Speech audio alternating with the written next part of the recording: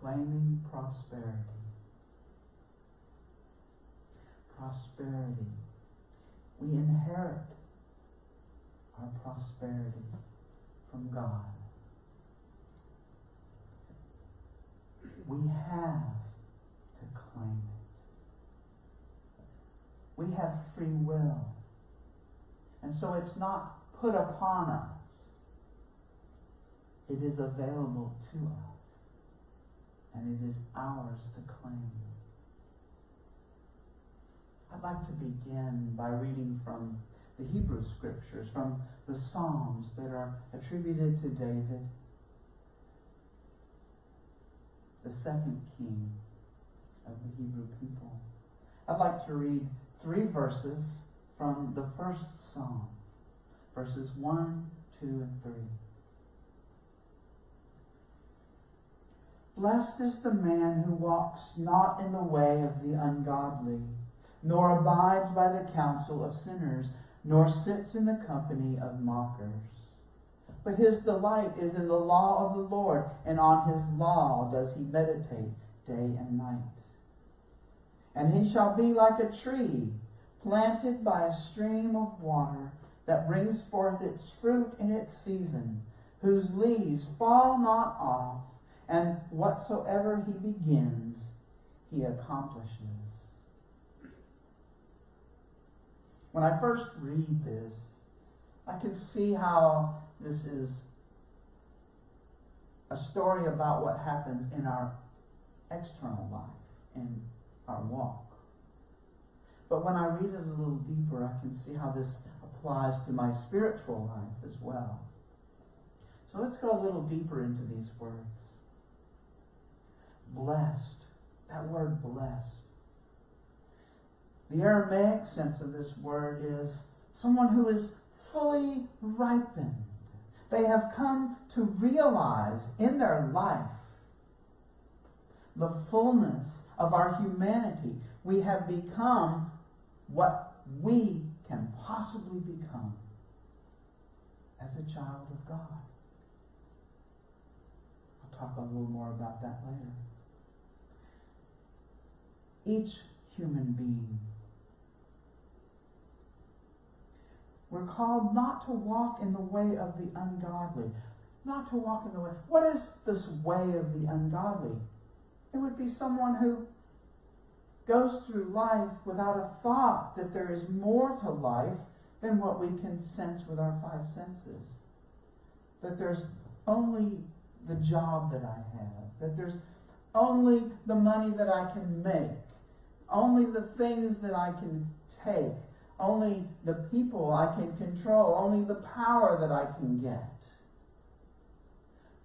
The first commandment, the most important commandment, Jesus says, is to love the Lord your God with all of your heart, with all of your soul, with all of your strength, with all of your everything.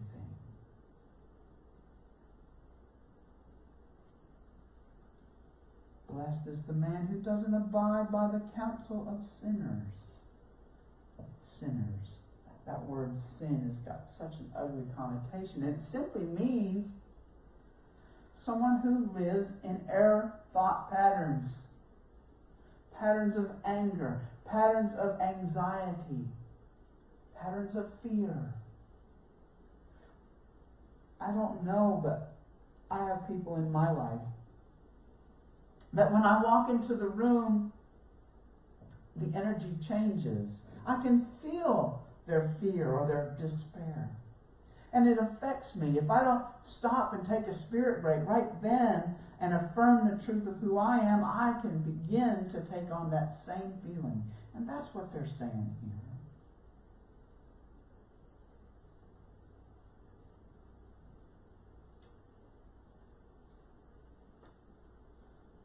It is a person's delight in the law of the Lord. Now, does that mean what's written in this book or any book, this law? By the time Jesus was reading this same psalm, Jeremiah had already written.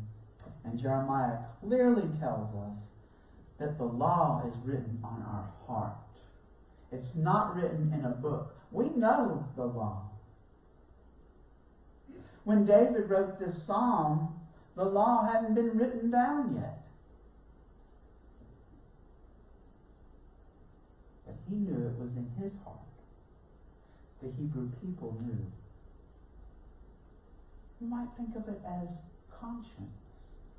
This is not some sense of moral right or wrong. It's a knowing of what is ours to do.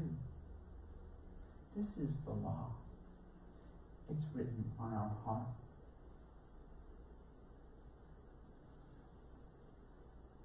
And it says here that we're blessed when we meditate on this law day and night. When we meditate on it. When our focus is on the expression of what we know is ours to do all the time.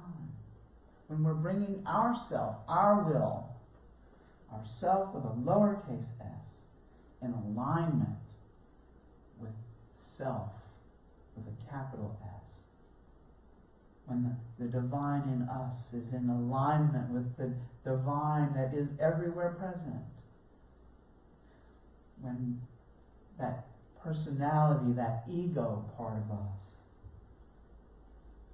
has become passive in relation to our true self, which has become the active voice, so that we may do what is ours to do. And when we're able to do this, when we are in this alignment, we'll be like the tree that's planted by a stream of water. What is that stream of water? That's the life that's flowing through us. And there's no obstruction to its unending supply, because we're not holding tension in our body. We are doing what is ours to do, and we are open to receive. The breath of life is flowing through us. And like Jesus teaches in the Sermon on the Mount, when we put God first in our attention, then we are clothed like the birds of the air. And we have what we need. We have all that we need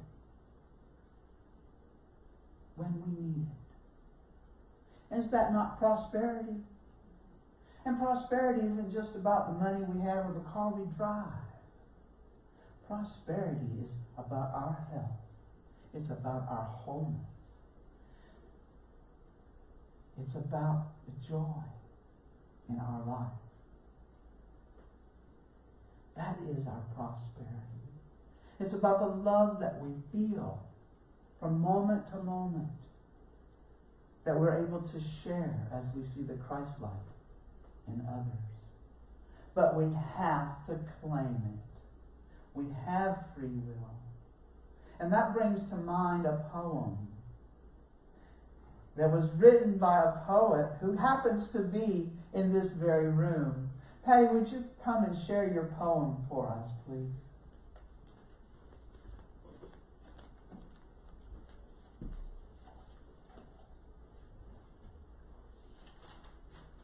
How did it come about to be written?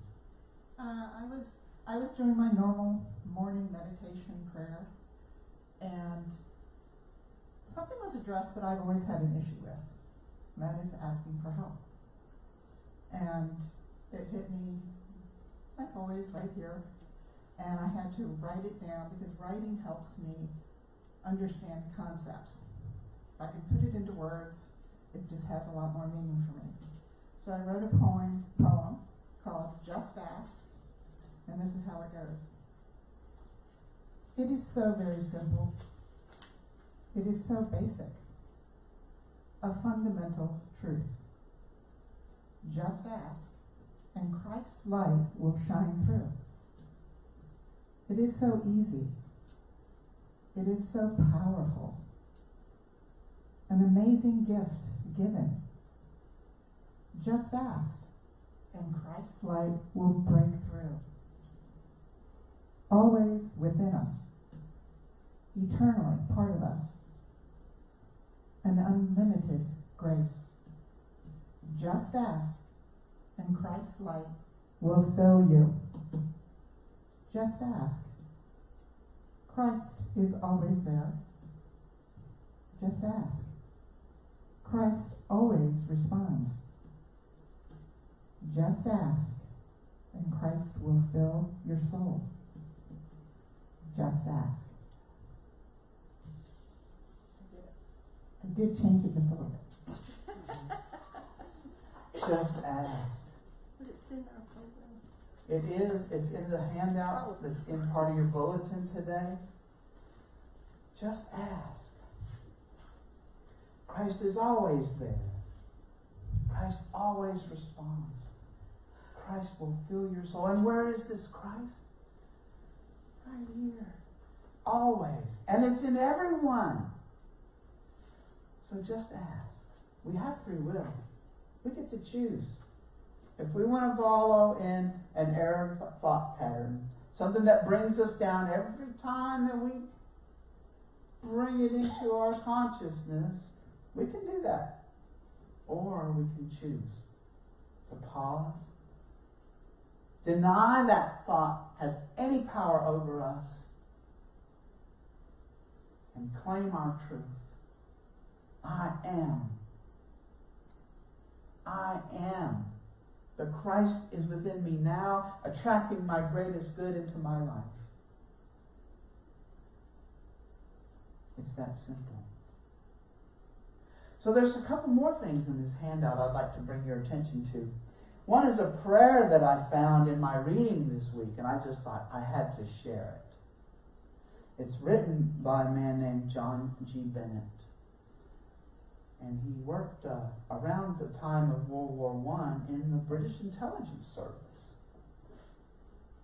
The prayer goes, O Lord Creator, and all of you conscious powers through whom the divine will is manifested, let me be liberated from sleep, mechanicalness, and slavery, and find refuge in conscious action from which no evil can come.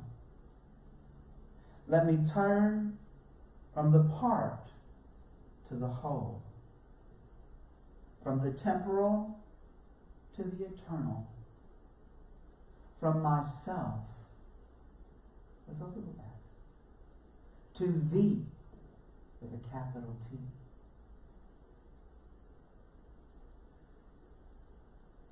Some of y'all might have heard of a philosopher named Plotinus. He lived around 200 AD. So most of the Bible had already been written by then. Hadn't been translated into Latin yet, I don't think. He was born in Alexandria, Egypt, but he did his teaching in Rome. And I'd like to share with you a statement that he said on his deathbed. So he was laying there and he had this to say to us who come after him. Try to elevate the God within us to the divine in the universe. Try to elevate the God within us to the divine in the universe. Bring ourselves into alignment. Little s, passive. Big S, self. I included those in the handout so we could possibly digest them at a later time.